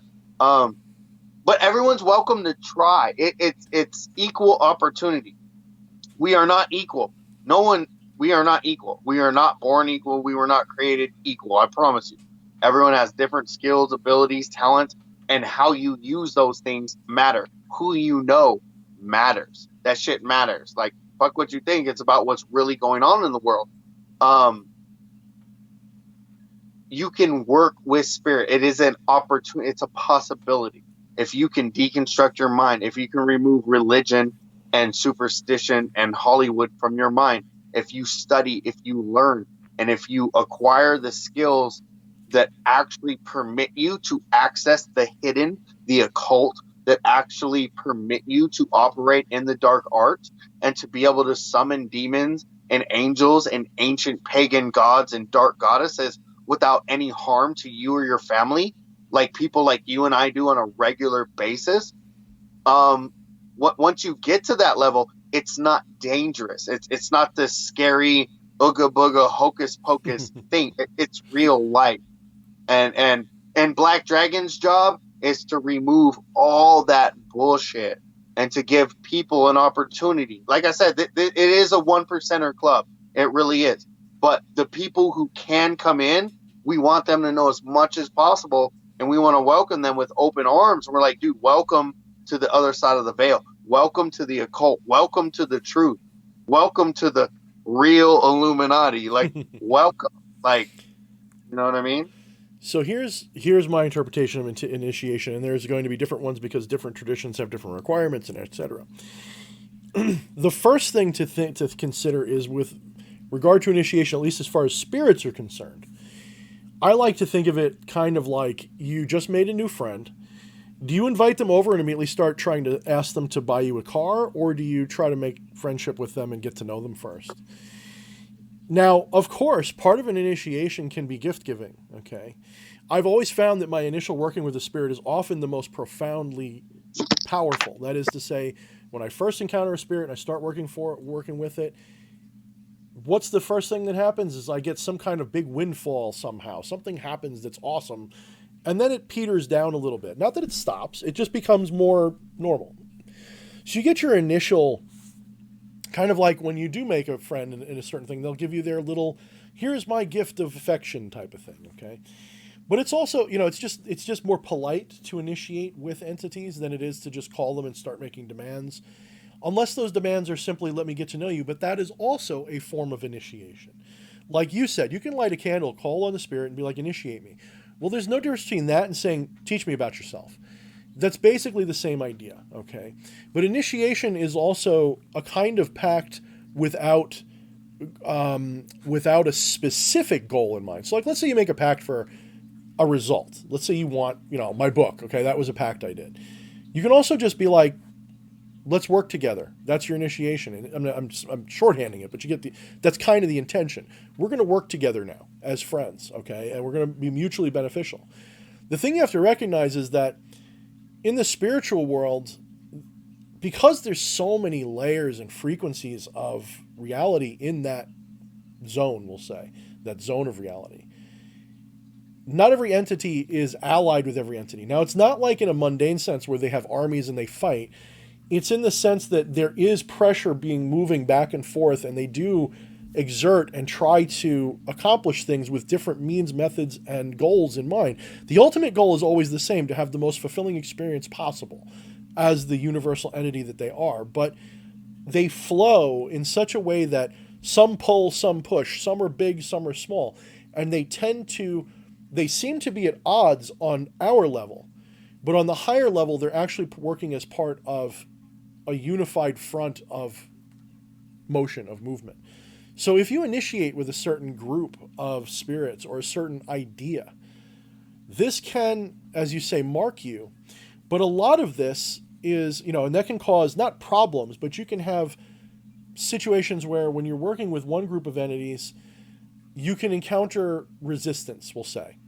I have never had a situation where a spirit has ever been threatening to me, with the exception of shadow beings, but that was also my own doing. If you read my book, you'll understand what I mean.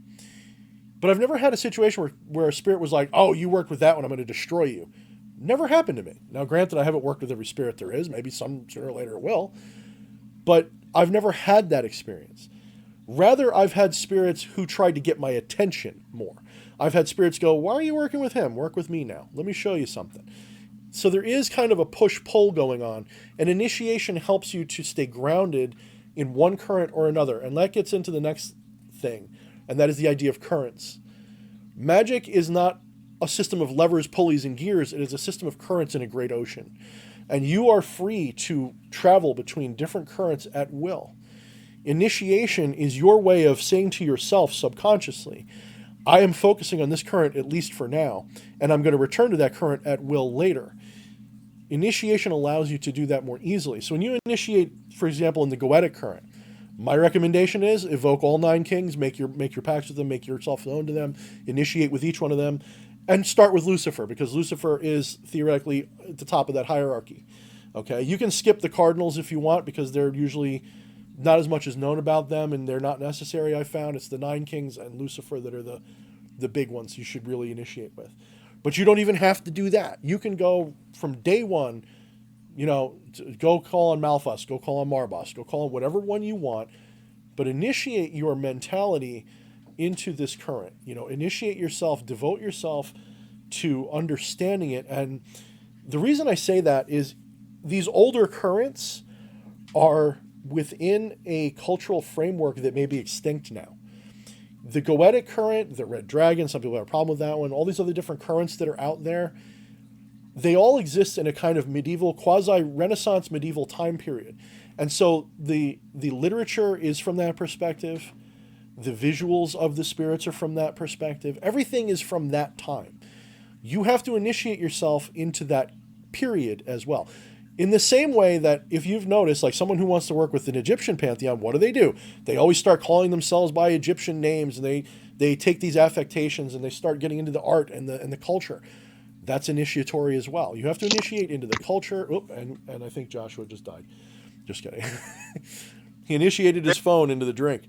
So I'm going to have to go in a minute because it's midnight here. My family's going to bed, and I'm a boisterous motherfucker. So let's get some wrap up conversation going, and then we'll, like you said, sometime in January we'll come back to this somehow. We'll have more to talk about in a more structured, I guess, way. Wear masks or destroy your ego. So wear masks that represent all the different parts of you, or if you destroy your ego, you don't have to wear masks because you can just be you all the time. Number 2, occult community. I would just shout out to everybody in the occult community. Instead of pushing in, you know how the demons press in on you at times, or you're empowered and you push them out. I would encourage the occult community to push out. Let's push out. Let's expand. Let's not focus inward, because that's what we do professionally. We do shadow work. We focus inward. We heal ourselves. We are our own gods. So let's go be gods. And if we're going to go be gods, we need subjects. There's plenty of sheep out there. Let's push out. And then I would say be inspired by the edginess that is in the genre, but don't be confused by it. What I mean by that is people, like you said earlier, with sacrificing children and all this other kind of weirdness. Be inspired by that darkness, because that's there to inspire you to understand something about taboos and about the left-hand path. You're supposed to learn there are no taboos. Even the idea of sacrificing a child, as much as I'm obligated to say how horrible that is, that I'd never do it because I wouldn't, but the idea shouldn't terrify you. It should be something that in your mind is approachable. So what that means is you don't take on that person. What's that? I say you should be empowered, not fearful. If you choose not to sacrifice a child, it's because you're empowered to choose that you should not sacrifice a child. Your choice is based on something other than morality. Your choice is based on something other than morality. So if you like, when I say I'm not going to sacrifice a child, it's not because I'm afraid someone's going to punish me. I mean, that God's going to be mad or something, or that it's wrong. It's because I have an ethical system worked out that is based on a selfish need to be happy and successful in life. So I would never do that because it sets up a problem for me in life. Even if I never get caught, I still have a little empathy and I go, oh, what did I do? You know what I mean? But that's getting off the topic. My point is, embrace the edginess. Don't be afraid to be like, I'm a Luciferian and blah, blah, blah, blah. But at the same time, be down to earth and remind people that Most of what you're doing is just the pagan gods in another form. It's just the same things, the same ideas, just different masks. It'll help you, but go on. No, you're good. I want to tell everyone really quick that this book is not as good as this book, All right, and all I right. haven't even read it yet. Um, hey, I mean, I read a little before bit we of that go, one, you know. I got to tell you, I got something for you. Before we go, I have something for you. But um, what is this sigil? This sigil on the front of the book. What is it? You're asking me? Yes, sir. That is the sigil of Legion, and you'll see if you open the page to Legion, it is meant to be both the gateway and the symbol of Legion. He is the darkness within the abyss. You'll see when you open the book. That is what it's meant for.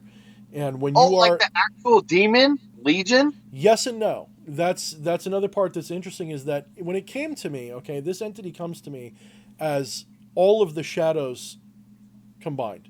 It would be like how some That people my some light people just went out. You saw what's that, it? right? Yeah, I My did. light just went Yeah, I out. just see that Okay. now. Hi, Legion. How you doing, buddy? If that is what happened, but Legion is a.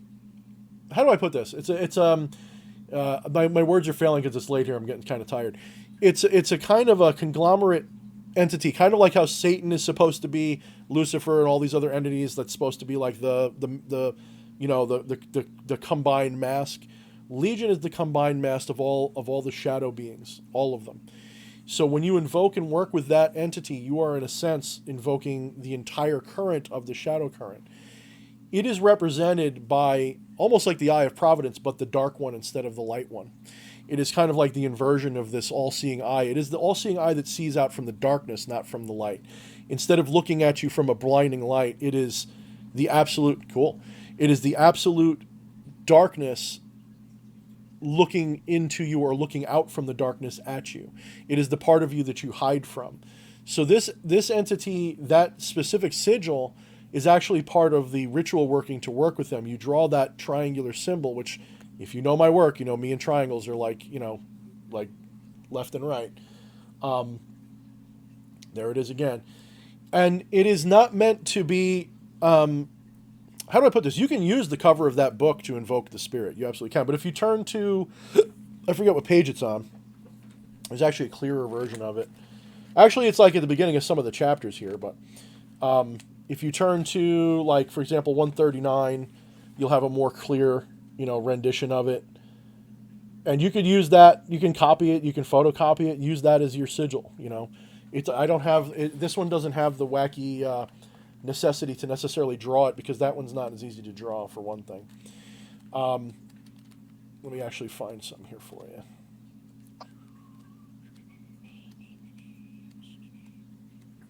Before you go, this is for you. Yeah, what is that? I don't recognize it because I am not as learned. I can't. You have to hold it a little. Let me see. To the right, or maybe the left. Maybe the left. I see your fingers. Oh, thank you. The Wheel of Fortune. Thank you. Yes. Yeah, that's kind of risky, brother. What are you giving me that for? The gods would like you to know that it is an up cycle, and that you are okay. So with the Wheel of Fortune, it means inevitable change. Like no Oh yeah. matter what, there's nothing you can do about it because change always comes and change is coming. Yep. But there is quote unquote positive and negative change, That's and right. then this draw specifically, it's just that the gods are behind you in this current moment of an upward and positive change. Exact words from the archetype. In the runes, I consider that to be like Pertho a little bit, in that it's kind of like a lot of opportunity or for anything, good or bad. It's kind of a mystery. It's kind of like you don't know for sure. Be aware that there's a lot of potential change coming, like you said, that could be one way or the other. And it's actually a good time to take risks because even if you don't have a good outcome, it's still a wheel of fortune. It's still a chance to grow and learn. But you couldn't be more right. The next year is probably going to be We'll see. It's probably going to be really big in terms of my personal life. I might be buying a home, the whole works. So we will see, man. That could definitely be the right card for me for the upcoming foreseeable future. Yep. We'll see how legit Black Dragon is with their readings.